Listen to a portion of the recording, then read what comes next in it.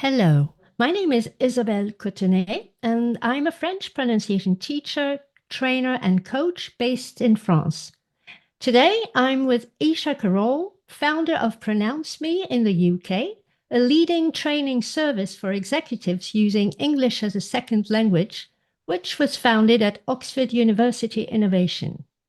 In today's discussion, we'll be talking about the impact that working in a second language has on employees and employers. Hello, Isha. Hello, Isabel. Thank you very much for that introduction. I would just like to point out that Isabel is using English as a second language, although you would hardly guess because her English is so excellent. So, congratulations. Thank you. Isabel and I work in the same field, coaching international clients in spoken French and English skills, respectively. We use innovative creative tools and elements of traditional linguistic and phonetic training to solve the following problem. A hire can have a good English or French certification, but they may not be intelligible in an international context. This is something that we see quite a lot. hmm Maybe you have a few statistics that show how this impacts business environments. Yes, I do have a lot of statistics. For example, 89% of workers engage with at least one global team nowadays. Cultural and linguistic miscommunication in these interactions increases project costs and delays. According to Forbes, over 40% of workers experience a decline in trust towards leadership in their team when communication is lacking. And this is especially true for remote workers, where over half reported a trust gap due to communication issues. Also, employees working in a second language are often impacted by intelligibility challenges, which affects their day-to-day confidence and efficiency. For example, the website Market Inspector tells us that 34% of employees struggle with conveying ideas clearly when presenting to international teams. So, how does that impact business overall? Enterprise Apps Today claims that 43% of business leaders in 2023 said that overall productivity had decreased due to poor communication. Ineffective communication results in lack of trust, and 24% of workers have left companies due to this lack of trust. 68% of workers accepted that low trust has reduced their daily effort and productivity. So the impact on business cannot be overstated. Absolutely. This is really an issue in global companies. And do you think HR is aware of these issues? In my experience, HR is often not aware of the problem, and the employees themselves are often initially unaware of the problems that their accent is causing because they have the certification. They're certified as a competent English or French speaker, and they may have that from IELTS or Cambridge or some other very reputable examining board with a C1 or C2 level certification in the target language. And so the problem is not immediately apparent because on their resume it looks as if they have the skill and the competence. And therefore, HR are probably not giving due consideration to this issue. The situation is thrown into stark relief when the employee is promoted to manage or present to an international team. And that's often when it becomes apparent, particularly if they have to lead a team and do presentations online where the spoken language skill is so essential. hmm and would you say that elocution and intelligible communication in a second language is underestimated? And if yes, what are the impacts according to you and from your experience? Yes, I do agree with that, Isabel. I think there's a tendency to underestimate the impact that this lack of skill set of clear and intelligible communication in the second language can have, first on the employee, secondly, on their skill set overall, and then on the ecosystem of the team, and then the partners and the clients. And ultimately, that can impact the company and their brand, their image, and their reputation. Um, But companies tend to assume that once an employee reaches a certain level in the company, they will, inverted commas, know how to handle all these situations. In reality, employees in high level positions are often too embarrassed to ask for help in this situation when these problems start to arise because it is assumed that they have the competence and that they know what they're doing. That's true. That's what I've heard from clients who didn't want to tell their employer that they needed training on spoken French, and they'd rather pay themselves for the courses than ask for their employers. And I think it's a pity because poor intelligibility can adversely affect work performance by reducing productivity. You mentioned that before, increasing cognitive load, and this is something that clients often report, and elevating stress levels. So, Aisha, how do we raise the issue in a positive and supportive way? And which aspects need to be acknowledged? Thank you for that question, Isabel. I think it's so important that we do raise the issue in a supportive way and in a way that acknowledges the problem so that it's no longer hiding under the rug, as it were. So, first of all, we need to acknowledge the gap that arises when people have to present in a second language to an international team online, and to acknowledge, the scale of the jump that's required and whether our skill set is actually up to presenting online in a second language. It's already challenging enough to make presentations in your mother tongue. And if you are an introvert, but imagine having to do it in a second language, that is quite a jump for most people. So companies will save time and also save the employees time and energy by providing them with bespoke training to fill that gap. And it's important to stress that this is a language training issue that can be resolved with the right training. I'm trying to talk about this more to reduce the issues of shame that can arise around accents and pronunciation, um, because there's often so much embarrassment about addressing this issue in practice. The reality is that the problem originates in the education system. There's a shortfall in the education system, which has it lays such an emphasis on writing and reading skills. Those are considered to define our competences with language, when actually in real life we are communicating via speech most of the time. Yes, true. And in the business world, all the more. Uh, and and in our online interactions, it's very important to be clear and intelligible. I was thinking of another thing, adding to what you've just said, is that we might need to raise awareness on the psychology of working in a second language in a global working environment, because people actually do not make the same decisions depending on the language they are using. There are studies from all around the world that show a shift from intuitive to rational thinking when people use their second language. And this is very interesting. These studies suggest that using a foreign language makes people more utilitarian. So speaking a foreign language slows you down and requires that you concentrate to understand. And to do that, you need to inhibit your native language because you cannot go back and forth between your native language and your target language. And the emotions linked to the languages you use are different. We acquire our native language from our family, from our friends, from television, and it then becomes infused with all these emotions. And usually we learn our additional languages at a later stage in life, and the emotional connection we have is very different. And I was thinking, while it can be an asset in the corporate world to make rational decisions in a lot of situations, the inability to make room for our natural intuitions or to show empathy can be problematic in certain HR related jobs or tasks. Imagine during a yearly or quarterly performance review, if the manager shows no empathy or comes across too harshly, or if a coworker is going through a rough patch and needs to feel heard and understood by his or her manager.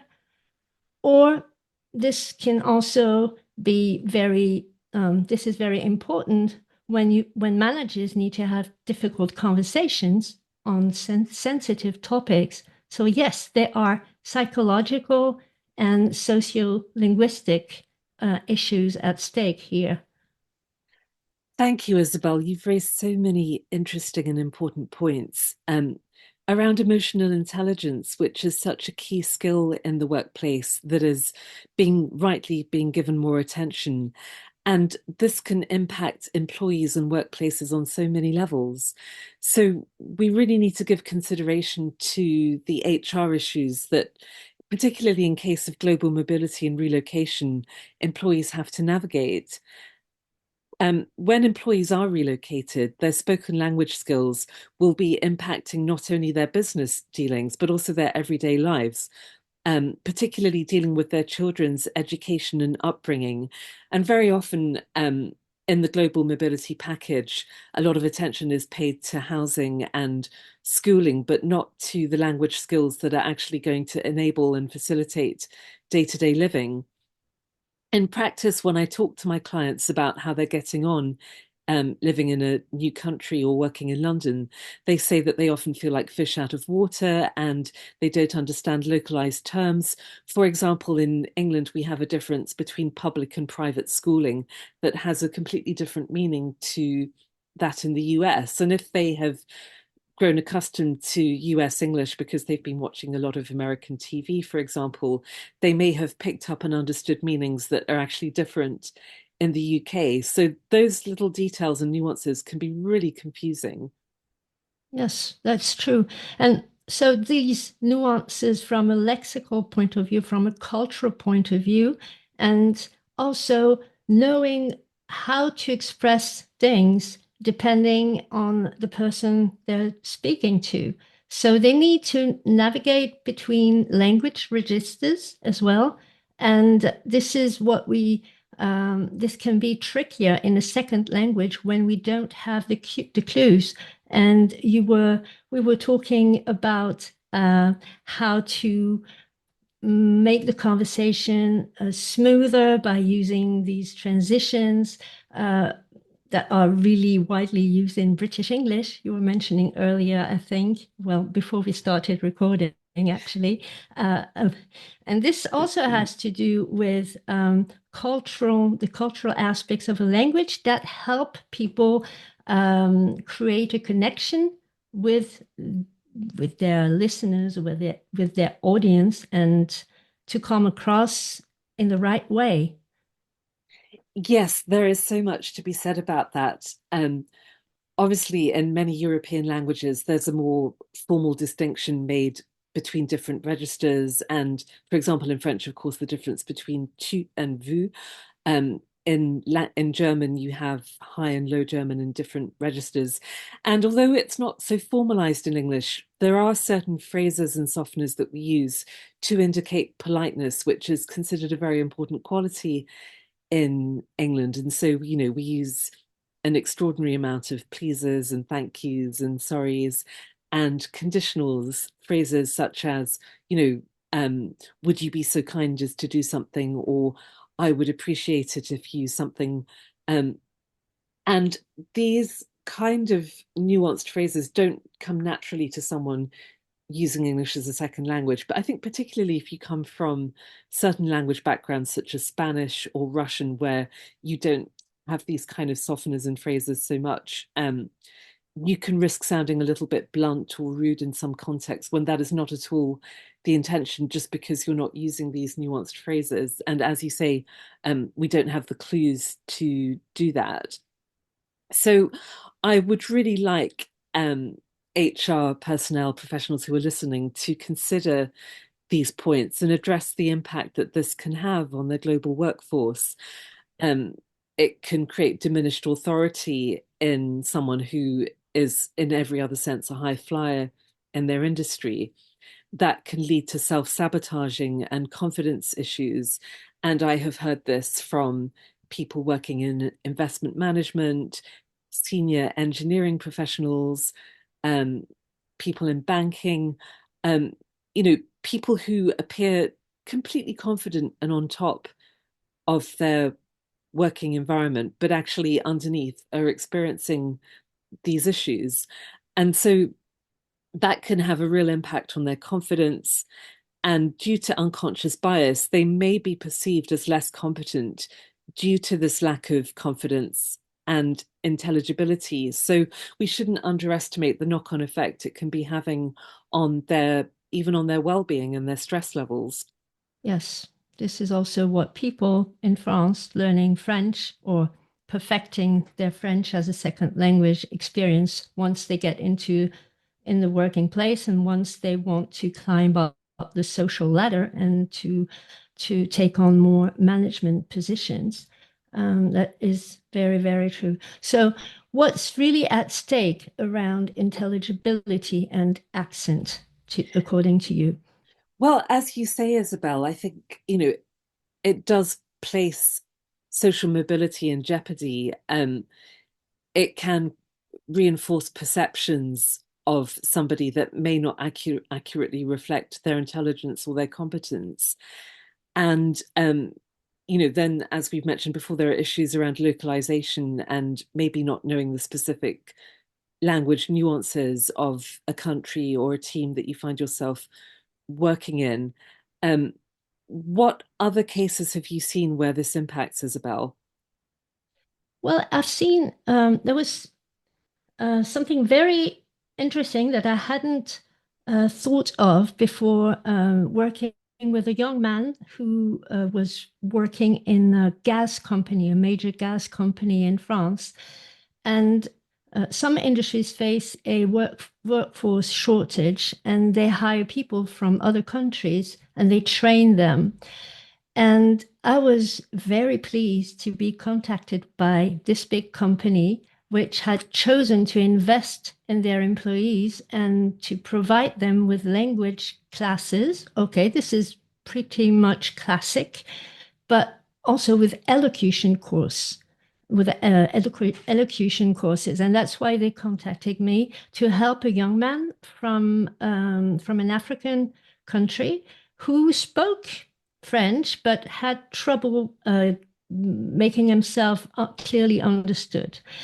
And when I spoke to HR, to their HR department, they mentioned that they were doing it for the person, of course, to help this person better integrate with his team. But also there was a matter of security because in life, death, or emergency situation, people who take on the responsibility to coordinate the rescuing teams or the technicians uh, on emergency situations need to be clearly understood and to give clear instructions. So this was for the company. This was also a major issue that the people be clearly understood by customers, by the firemen, by everyone that they would need to interact with. So that was one experience, and one thing that is, I believe, overlooked the security aspect of it. Might be a bit extreme. It's one aspect, but what do you think if we go back to maybe inclusion, because this particular company offered elocution courses to help their employees better integrate with the team. So that's also one aspect that is important for HR departments. This inclusion, diversity, equity, and inclusion aspects that they now have to take into consideration. And linguistic inclusion is, I believe, one of them. That's such an important point, Isabel, and it's so easily overlooked because when we think about DEI, we often think about the more obvious markers, be they race or gender or ageism, and linguistic markers tend to be overlooked when actually they can be a very prominent feature in discrimination that needs to be addressed. Um, we've all come across cases where people with accents are discriminated against. And so I think companies could do a lot to help in terms of bringing in awareness actions, such as workshops on what an accent is, and the fact that constantly asking foreign colleagues about their accent or pointing out that they have a small accent can make them feel insecure about their linguistic skills, even when they have a mastery of the technical aspects, the language, the vocabulary, the grammar. And this is a subtle form of discrimination that can kind of mount up over time. Yes, that's true. And I have countless testimonials or stories of language, accent discrimination in the workplace, and not only in the workplace. But maybe we'll come back to that a bit later. Um, Aisha, what struggles do non-native French and English speakers face in the workplace? Oh, I love this question because we can talk about the nitty-gritty of languages.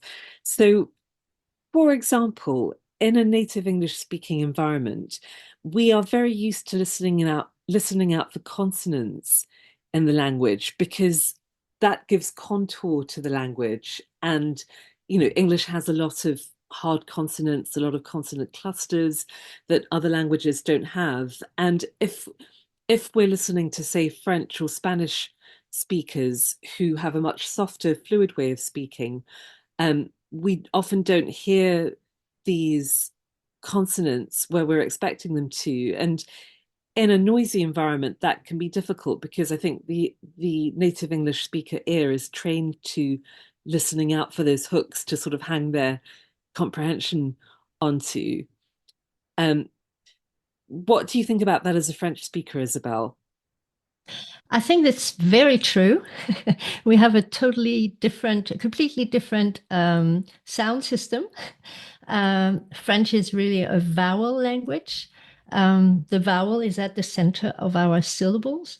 Um, and if I may add, French speakers may be exposed more to American English, where the consonants are, in my opinion, more relaxed. So getting used to the more muscular sounds of British English can be challenging. I can understand that because the pitches are different too.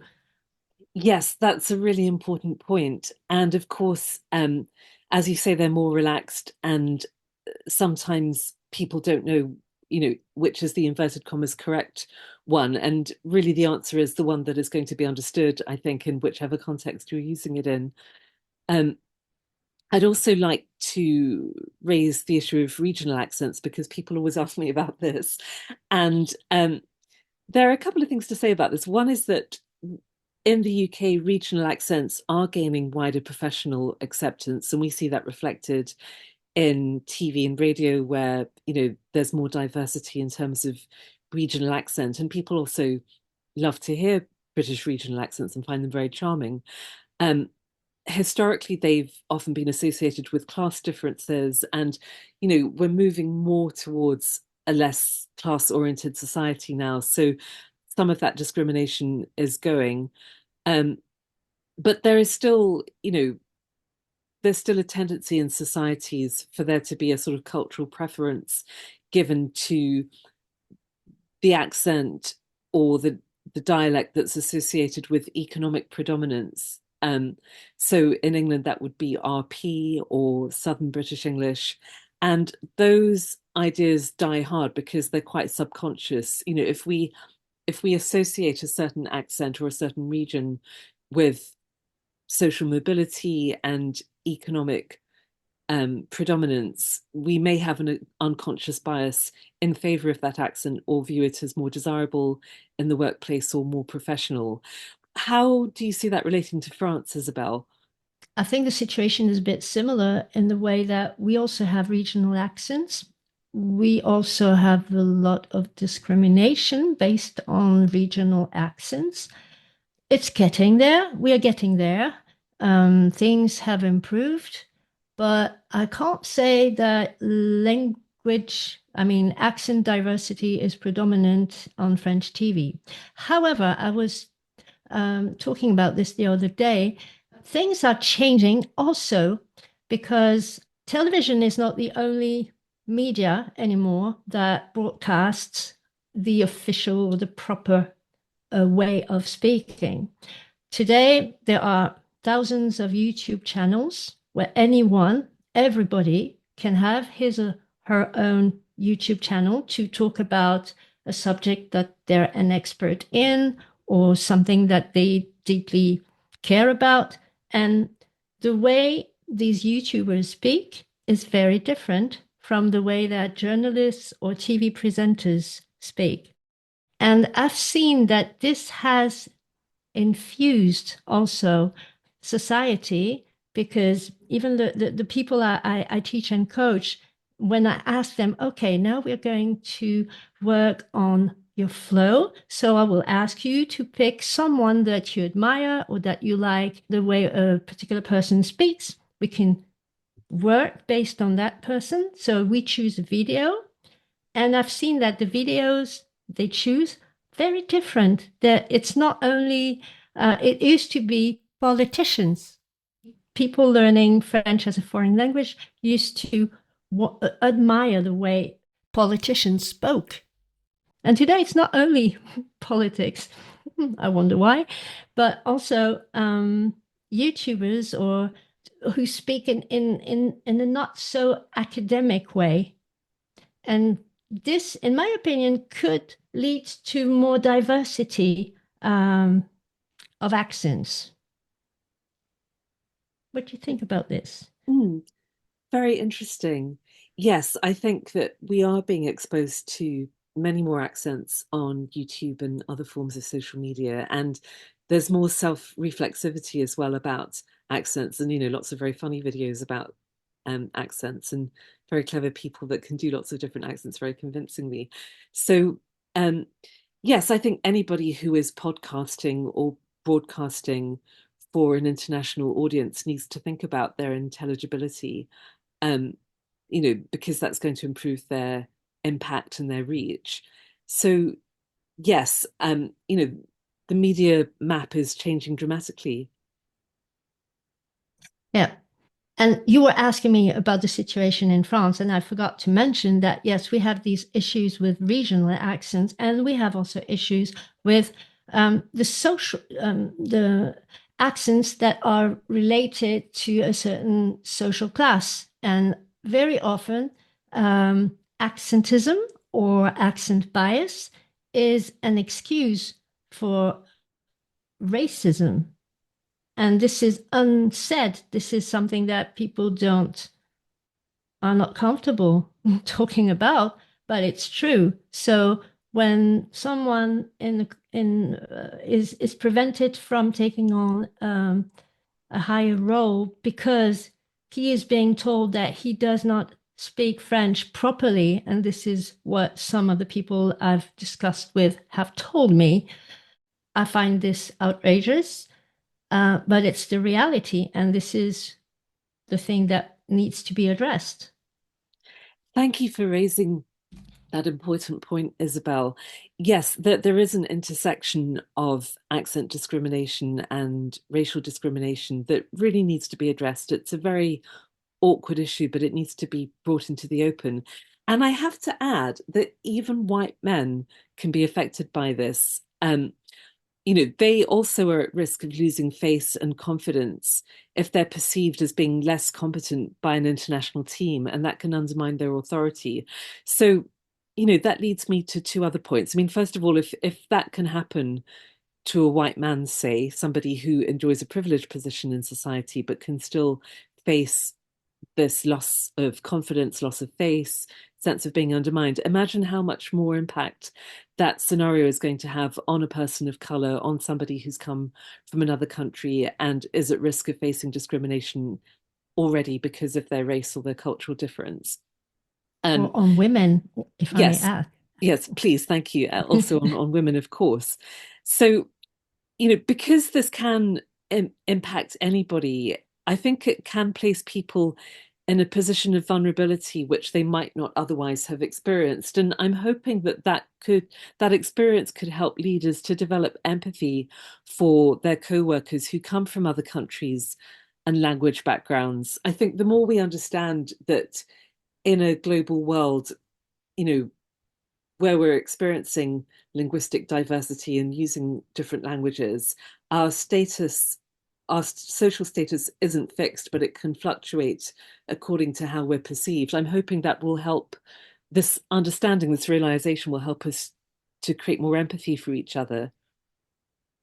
Yes, I hope so too.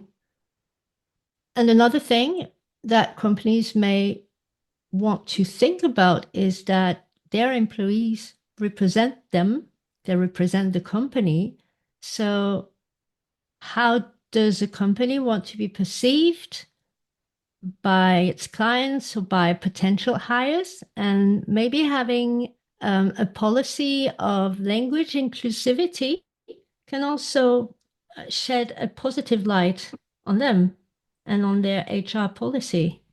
I love this point, Isabel. And I think, yes, absolutely, the modern global workplace needs to not just have the image of promoting inclusivity, but actually have steps in place that are going to make day-to-day life more comfortable for its employees. So any company representatives listening who want to make their places of work more equitable, more comfortable for their employees need to bear all these points in mind. And, we'd really encourage you to approach us to look into training for your employees to bring this issue of linguistic diversity into the playing field in a more transparent way.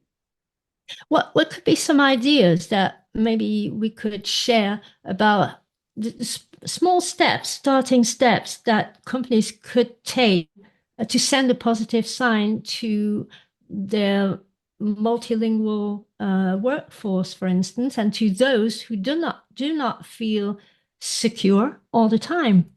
I think, that it's a sensitive topic and it needs to be broached with sensitivity and subtlety. Um, I want to normalize. I'm hoping us having this discussion will help to normalize these kind of conversations so that we can talk about how linguistic diversity impacts us and impacts us in our working lives. For example, it can be very tiring to speak in a second language all day, and it might be helpful for employees to have a safe space to speak in their own language with their colleagues who come from the same language background. I certainly found that when I was teaching in English in Italy, which was a while ago, that sometimes I just needed downtime to speak in English and to sort of switch off and recharge before launching back into Italian, which is, a very energetic language to be speaking in. And also, companies need to know who they can hire to help with these issues. And so, increasing awareness that this kind of very bespoke, tailored training exists so that we can be on the radar, so that, you will reach out to us knowing that we have done the research and we have the program to help your employees in this situation. True, true. So maybe it's time to talk about the work we do. I'd say our work humanizes the workplace for international employees because we provide them with a safe space where they can ask questions, where they can experiment with the language or practice in a very systematic way, and where we talk about intercultural issues as well. But in a world driven by technology and with all the frenzy around AI, is one on one teaching coaching still relevant for international professionals? Ah, great question. Well, I can answer based on my experience of working with professionals. I find that clients look forward to the lessons very much because they're very engaging, far more engaging than working with AI could be, because they get a combination of accountability and we also have a lot of fun. It's a pleasant moment, a pleasant experience for the clients. I think that AI has a really valuable role to play in spoken language training because it can be a good practice partner and the technology is set up to do that. but there are many human aspects that it can't replicate, particularly the psychology and the cultural background. The feedback that you're going to get from AI will be more mechanical. It will lack deep empathy. It will certainly lack humor.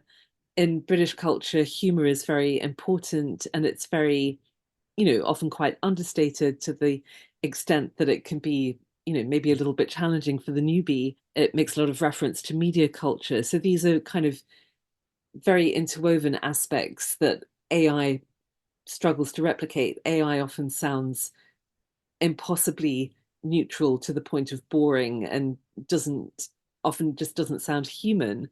It can't draw on references to songs and films which form, the fabric of culture.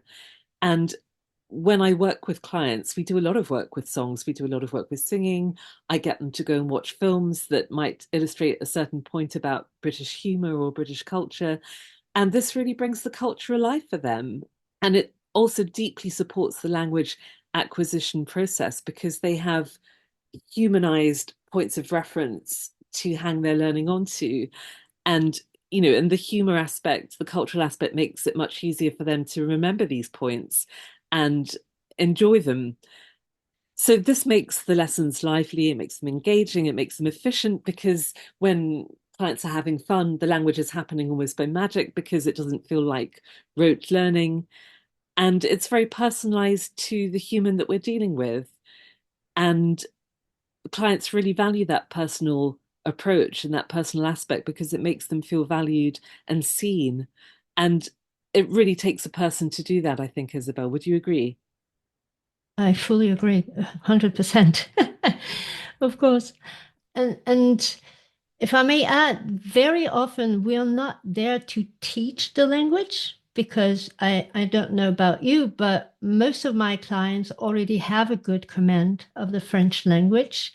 Some have been living in France for 10 or 20 years. So when they come to me, they want to work on their pronunciation, to be heard, to be listened to, and also to boost their communication skills in that additional language. So for me, that's the big part of the work I do on pronunciation. And it saddens me when they come to me for reasons that are linked to discrimination. I'm coming back to that again because I'm hearing it every day when I speak Mm. with new clients. And it saddens me when they say that they've been told that with their accent, they'll never be able to work in the legal field, for instance, because their level of French is not good enough. But pronunciation issues, in inverted quotes, and lexical knowledge, so the knowledge of the vocabulary, the grammar, the syntax of a language, are two different things.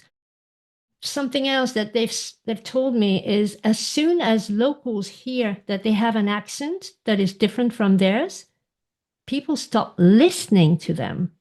They stop listening to them. They don't even make the effort. So learning how to pronounce things correctly in an additional language helps to be more intelligible, to feel more confident, to take on a new managing role, for instance, or to pitch investors when you're the founder of a startup, and to feel more legitimate. So in order to, I'm going to dive a little bit on the type of work I do, which can be similar to what you do, because maybe it will give our listeners a better idea of what pronunciation is about. Because we've talked about accents, and now let's talk about pronunciation, because you can speak clearly with an accent, but you need to master the rules of pronunciation. Do you agree with that? Yes, absolutely. And when we're talking about English, it's full of irregularities. It's full of, first of all, we have many sounds that don't even exist in other languages. Thinking about French speakers, they really struggle with the th sound, which it's so common in English that we actually have two variants, th and the. And but for many French speakers, both of these tend to become z. the scene that I was talking about. I'm sorry about the very bad French accent, but you see what I mean. The sound just doesn't exist, so they're not used to putting the tip of the tongue between the teeth to create that sound, and it's very challenging for them to do that. And then the English language is just full of irregularities, and there are words that are spelt the same but pronounced differently. There are words that are spelt completely differently but pronounced the same. There are place names that bear no resemblance to the way that they're spelt. One example is Bury St Edmunds in Suffolk. Bury is spelt Bury, but it's pronounced like berry, like a raspberry or a strawberry. So this sort of thing, and there are millions of examples in English, are just so confusing for speakers of other languages looking at the language written down and trying to work out how to pronounce certain words. Has that been your experience, Isabelle? Yes, there's also this aspect with the French language where the written form is very different from the spoken form of the language. And depending on whether the people have any formal training on the language itself or have learnt the language on the spot because they came to the country and just had to manage and to communicate. Once we start explaining how words are written and how they are pronounced, it's a breakthrough moment for a lot of them. This brings me back to what I was saying is that you can speak with an accent and that's perfectly fine, but you need to know or understand and use the right pronunciation rules in order to avoid any miscommunication. I think that's the priority number one is to avoid any miscommunication. And a big part of the work I do, and I suppose that's also a big part of the work you do, is to develop the listening skills, but not only on what is being said, because that's traditional language. In traditional language classes, we do listening exercises. Okay, you listen to a video for 5 minutes. What did you understand, etc. That's one part of the listening skills. The listening skills that I try to train my clients on is to pay attention to how things are said. So if the voice goes on a higher pitch, if it falls, the breaks we make, so the music of the language. And this is very often, this is something that has been totally overlooked. Yet it will help people to better understand their clients when they're talking in a Zoom meeting, for instance. Also, to pay attention to sounds and to the voice in a different manner. What do you think about this? You've raised some very important points, Isabelle, and the musicality of language, the prosody, is something that we are very tuned into, but we take it for granted. So we don't listen to it consciously, but it influences how we hear things and how we understand things. And it is a skill set that needs to be developed. And I also do a lot of work with clients on rhythm, on placing the stress in the right place, because in English, we often have multi-syllabic words and it isn't clear where the stress goes. And sometimes if you place the stress on the wrong syllable, it makes the word difficult to understand. So we do a lot of work on rhythm. We do work on pitch and intonation, which also relates to musicality. These are elements that we need to put together with the actual phonetics, looking at how certain words are pronounced, how certain sounds are formed, and training clients to spot the patterns, which is both part of the listening skill set and also part of the cognitive skill set when they're reading, when they see a word and they are able to spot in advance that it's not going to be pronounced the way that it's written, and they know how it sounds. And gradually, as you say, they start to have these moments of recognition, these light bulb moments where things start to make sense to them, things start to fall into place. And then they're able to tackle, you know, the specific vocabulary in their business presentations and develop those pitching skills, as you say, the client presentation skills. But there are many elements that have to be addressed individually and put together so that they feel confident tackling the language as a whole. Absolutely. Absolutely. And there's another aspect that is often overlooked in traditional language teaching or coaching is to develop the speech muscles. And I guess we are both very fond of this type of work because we come from a background, from a singing background, or from a musician or musical background, where we know that sometimes you know how things work, you understand how things work, but if you don't practice your piano, if you don't do your scales, if you don't practice speaking certain sounds or combinations of sounds, you will not improve. And you need to train your speech muscles to operate differently when you speak in another language. Absolutely. And as you say, we've both undergone a certain amount of singing training, and that does make you very aware of where the organs of articulation sit in the mouth to produce certain sounds. And English, as you know, has a lot of diphthongs, and we tend to sing, when we sing, we tend to vocalize the vowels a lot. So we need to create the space in the mouth. And I find this a lot with speakers of certain language backgrounds that they need to open up the back of the mouth a lot to create space to produce those diphthongs and those long vowel sounds that they may not have in their own language. And also tongue placement. I was talking earlier about native French speakers struggling with the th sound that is so common in English. And it really is about learning to put the tongue between the teeth and the tip of the tongue and for it to feel comfortable and normal, because it feels very strange for a French speaker to do that because you just don't do it in the French language. And so acquiring that kind of muscle memory requires a lot of repetition. And thankfully, now we also have wonderful tools online where we can show the position of the tongue and you can see it moving in the mouth. And I use that a lot with clients so that they have a visual reference and then they can apply it to the sensation, their own sense of the mouth movements. So there are Yes. so many dimensions to this work. And then, of course, looking at the sounds of English that don't exist in the speaker's native language. I mean, we've talked about some sounds that French speakers find challenging, but when the speaker comes from a different language background, the sounds that they find challenging are going to be different according to which phonemes they have in their language. So the programs that I run are actually tailored for speakers from different language backgrounds so that we do the specific work on those sounds that they will find difficult because they don't have those sounds in their own language. And a tremendous amount of research goes into creating these programs so that they are very tailored and also very time efficient.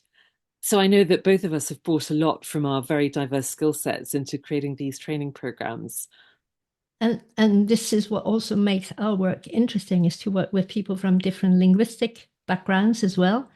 And I've found that the ability to explain the differences between the sound systems from the native language, from the learner's native language, and from our native language is really helpful because we usually, when we speak a second language, we have a natural tendency to choose the closest sound in our native language, but sometimes it's not close enough. And by showing them what goes on in the mouth, as you were saying, so through videos that MRI videos that show what goes on in the mouth, this leads to truly light bulb moments as well.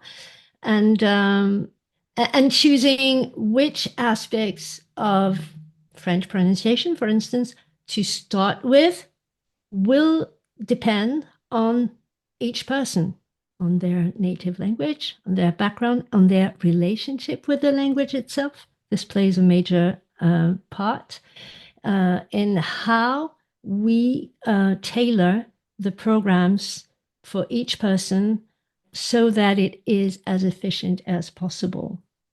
Absolutely. It's a very individualized and personalized process because people are individuals and they have specific relationships with both their own language and languages they've acquired, depending on the way they were raised and educated and where they grew up and the exposure they had, and so many factors.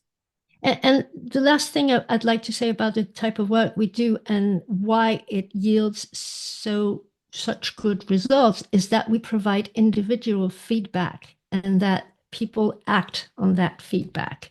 So very often when they come to us, they've done training in languages before, but they didn't have very specific feedback on the way they pronounce words or on the way they communicate.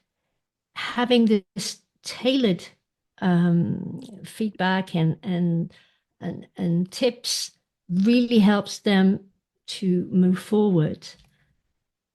Yes, absolutely. I think the feedback is so valuable, and that's really what helps clients and students to learn quickly when they're able to go in, incorporate the feedback and practice. So, what they get in the end is kind of like a business suit, really, their own personal embodiment of the target language that makes them feel authentic and confident and, gives them that leadership quality in the second language because they really feel that their training has been tailored for them and that it fits them perfectly like a bespoke suit. Yes, and once they understand why they speak in that particular way and that it's okay, and that once they understand that there's an explanation to their pronunciation issues or communication issues in their additional language, then it takes a big weight off their shoulders. They know that it's not their fault because very often they come and say, "Oh, I don't have a good ear. I have a bad accent." So they come with a lot of self-limiting beliefs and negative thoughts. And in the way we work, we help them build their confidence back and understand and giving them showing, like lifting the hood of a car and showing them how it works, the mechanics of the language. Yes, I love that image. And as you say, so much of it is about confidence. And, it's very gratifying to see the confidence and the fluency that clients walk away with. Isabel, one last thing I'd like to talk about is hopefully we've conveyed how this kind of very personalized training is different from the kind of off the peg solutions that companies traditionally have bought from mainstream language training companies.